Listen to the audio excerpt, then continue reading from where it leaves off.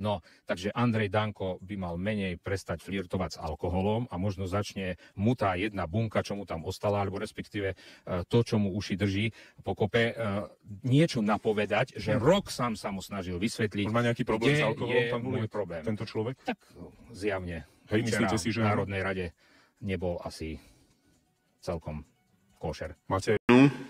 Chce sa vyjadriť pán navrhovateľ? Nie? Pán spravodajca? Nie? Prerušenie rokovania o tomto bode programu.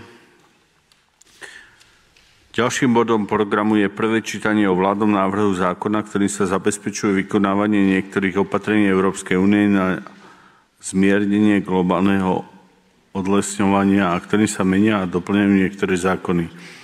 Vládny návrh zákona má tlač 514, návrh na jeho pridelenie na prerokovanie výborom je v rozhodnutí číslo 539. Prosím ministra poľnohospodárstva a rozvoja vidíka Slovenskej republiky pána Takáča, aby vládny návrh zákona uviedol.